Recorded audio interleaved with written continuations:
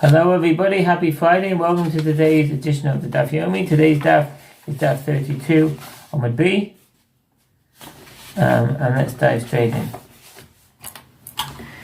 And there is a dispute with regard to witnesses in the case of a sota. The witnesses to the conclusion do not actually affect the monetary loss.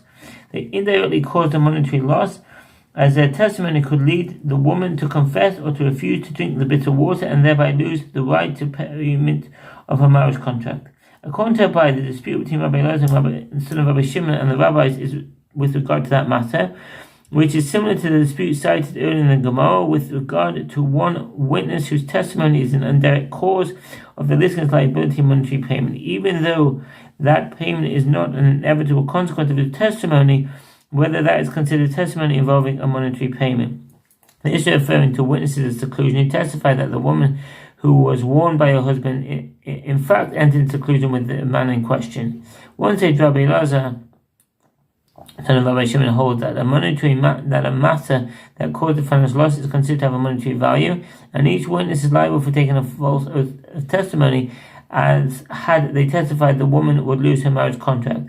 And one sage, the rabbis, hold that a matter that caused the financial loss is not considered to have monetary value, and he is exempt. It is stated above further, all concede with regard to a witness testifying on behalf of the claimant when his counterpart is suspect about the oath. All concede in the case of one witness, as in the incident with Rabbi Abba. The Gemara elaborates, all concede with regard to a witness testifying on behalf of the claimant when his counterpart is suspect about the oath. Hakom modim negdo chashud al shevuot.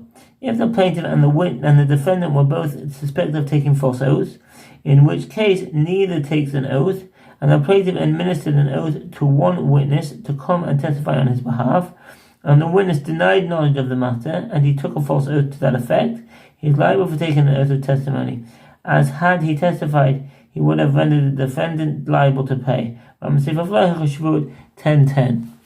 The testimony of one witness renders the borrower liable to take an oath that he does not owe money. The Gemara asks, in a case where who is suspect? If we say that the borrower who is denying the debt is suspect, and it is a case where the lender says to the witness, if you came and testified on my behalf, I would have taken an oath and taken the sum owed to me back from the borrower. Since he is suspect with regard to oath, why would the witness be liable for taking a false oath for testimony? Let the witness say to the lender, who could say that you would have taken